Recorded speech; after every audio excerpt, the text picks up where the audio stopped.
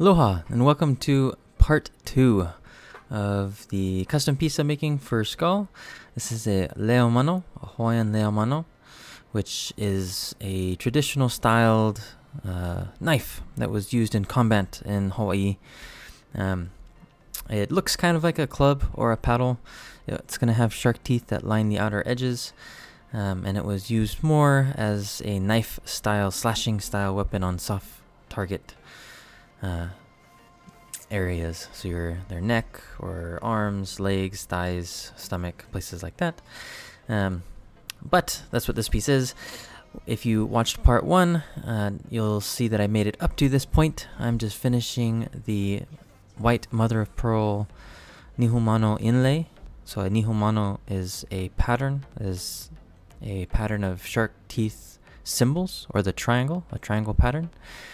It has a variety of different meanings. The meaning for the one that I'm putting in here is more towards courage and strength, although it's common when you see a row like this that it symbolizes family or lineage. But there's actually a lot of different orientations, and a lot of those orientations are actually custom. They represent specific family heritages. And so in traditional Hawaii, the triangle pattern tattoos would have a specific orientation, and you could recognize a family by the orientation of that pattern. So there's a lot of cool symbolism there. To finish up these, I've already glued in the other half. I'm just gluing in this half here that I've finished putting in.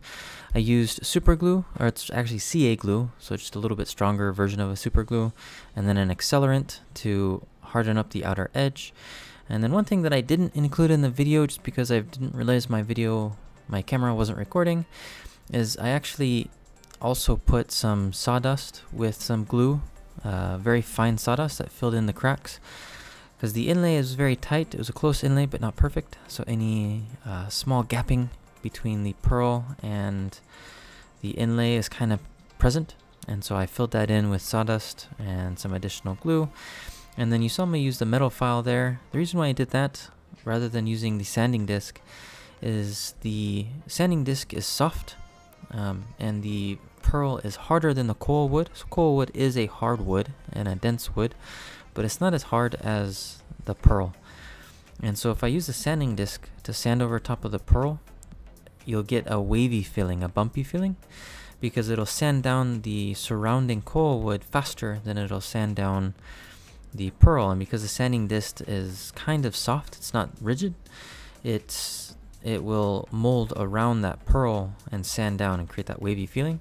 So I use the metal file, and then later on I'll wrap some 220 and 320 grit sandpaper around the metal file and sand down the triangles there. And so the purpose of that is so that they stay nice and flat, and then I use the sanding disc for all around the edges. As of this point in time, I've sanded the entire piece down to 320 grit, and I'm using a tungsten carbide bit to hand cut in the groove that's going to go all the way around the outer edge, or the outer blade of the leomano.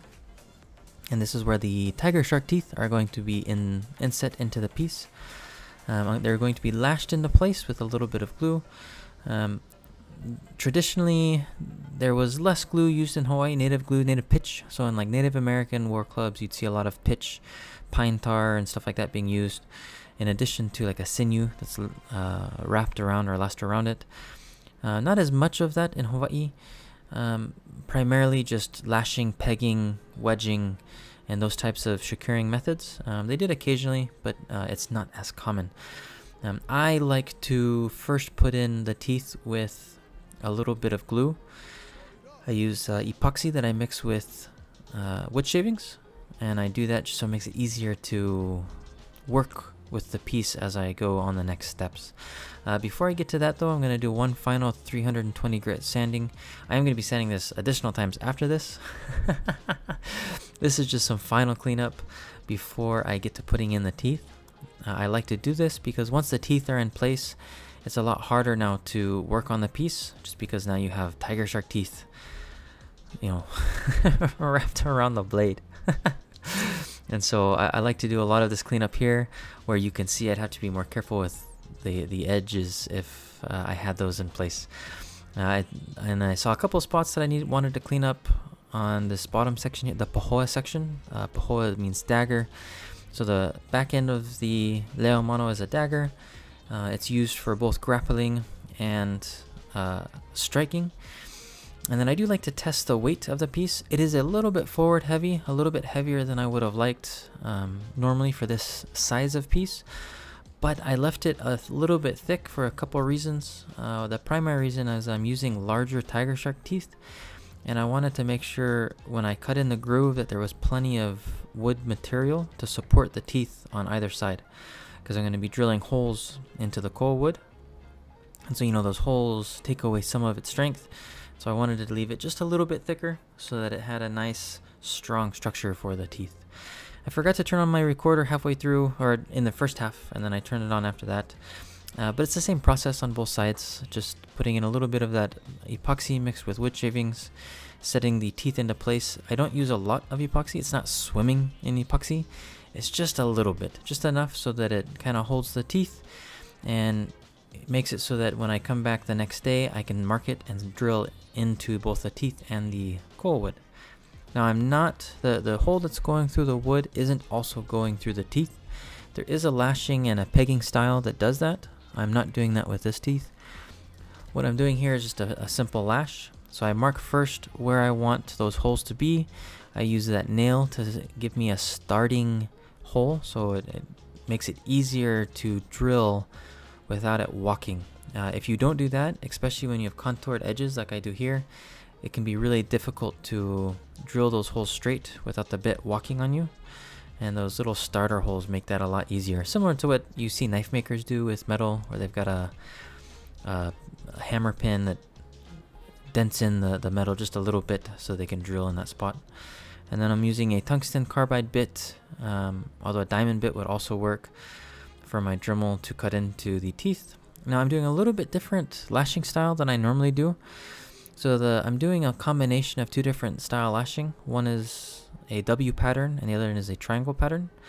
The W pattern requires 2 holes per teeth, so that's why you saw me drilling in those 2 holes, except for the last 2. And then once I finished drilling those in, I cleaned it up, did one final sanding to clean off all the burrs, and before I lash, I can come in and oil it.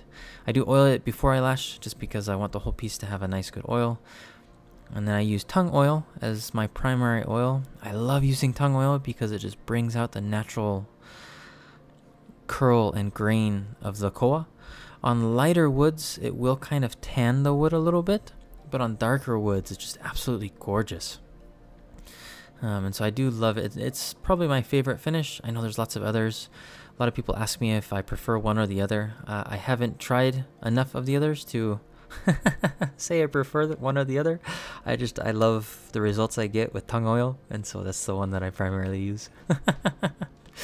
I am loving though the way that the nihumano, the triangle pattern down the center of the blade, offsets. It's a nice contrast to the tiger shark teeth and the dark koa. It's beautiful. Love it. So this piece is turning out to be absolutely gorgeous. Now once I oil it, I'll let it sit for 24 hours. Just to make sure that the oil soaks in and then really cures into place. And then from there I can start lashing it. But even at this point in time, it's looking absolutely beautiful. So the lashing that I'm using here is just a waxed lash. Traditionally they use more natural materials. I don't have access to those. But the waxed cordage here makes it really nice and easy for me to lash up the teeth, and the waxing helps keep a little bit of tension on it. So there's a lot of hard corners, and so as I pull through on one end, I tighten it on the other, and then the wax kind of helps it stay in place a little bit. And then as I work my way up the piece, it kind of naturally stays just nice and snug and tight because there's so many angles. Each angle adds tension, or rather friction, and helps keep tension in place. It takes a long time to lash. I ended up doing half of it one day, and then I came back and did the other half the next day. So this is me finishing up that second half. What I do once I get done going back up and down, I get to the ending section here, is I'll cut off the excess after I've tied the knot, and then tuck in the remainder of those what's left into the last hole. So it kind of just hides the little tail. You don't want to cut that pigtail off right close to the knot. If you do that, the knot's going to come undone.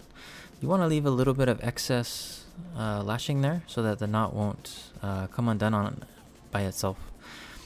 Once I'm finished with that, I can go ahead and prep and get ready the lanyard. So the lanyard that I have here is actually made out of the same cordage that was used to lash the teeth into place. I just have it a twist and wrap multiple times on it, so it's a lot thicker. It's like a 10 or 15 ply now, and so it's definitely not going to come undone. So the first thing that I do is I wrap the ends together so it's already in and of itself pretty solid, just like that. And then I'll use my heat gun, like a torch, like a fire, to melt the wax around it, as well as to melt the ends of the cordage and join them together. And then the last step here is I'm going to be putting on feathers. Now the feathers for this piece are more decorative. There are some traditional use cases where they've had feathers in place that did a function. In this case, it's more of a decorative look to it. I put 2 different layers on the feathers, and I'm using a little bit of glue just to hold the feathers in place. And then once they're in place, I can go ahead and lash them. Now these feathers are pre-bound together. I've done both. I've had feathers that aren't bound and ones that are. It's way easier to work with the ones that are pre-bound, and so I like getting those instead. But that wouldn't be too dissimilar from like traditional work where you might see feathers lashed together before they're put on top of like an ornament. It's just easier to work with them when they're not strung all over the place. And then I'm using a simple twist and then a pull-through knot on the feathers to attach them securely to the lanyard. And I leave a pigtail on both ends. One end of the pigtail grabs onto that little circle that you saw, and that circle will pull tight as I pull that out and lock it into place. And then the other big tail I use to lash both of these legs together on the wrist strap. This way the entire thing becomes extremely secure. You won't be able to rip from inside the lanyard. You wouldn't be able to rip it open. It's pretty solid. It's extremely tight, extremely secure. You probably could rip the feathers out if you pulled on just them hard enough. But for a piece like this, the feathers are more decorative than functional, so it doesn't matter too much. Here is the finished piece. Now this is inside of my workshop, so it's warm artificial light, but you can still really see the micro curl pop. And then here is outside in the natural light. It's kind of a sunny day, so it's kind of reflecting a little bit more than I would like. But man, does that look absolutely gorgeous. It almost looks like it's on fire. It's a beautiful piece. And then I love the way that the mother of pearl contrasts the dark, curly, fiery koa, as well as the tiger shark teeth that wrap around. And there's one final view of it before I test with it. I am going to be testing with this piece, but just lightly. I want to be careful not to damage anything before I send it to Skall. I'll let him do the damaging. But it did cut beautifully. I'm only using about, I don't know, 60% strength in my strikes, maybe a little bit more. The weight of the piece carries it through nicely. And those tiger shark teeth on the soft target, just ballistics gel, just cut through absolutely gorgeous. And the lashing holds those teeth just perfectly in place. Well, mahalo nui for everyone that's followed along with this video. I hope you enjoyed it. This has been a ton of fun. I know I've enjoyed it. I'll be shipping this out, so hopefully he'll get that within the next week. If you liked it, leave a like and subscribe, and I'll see you in the next video. Mahalo. Aloha.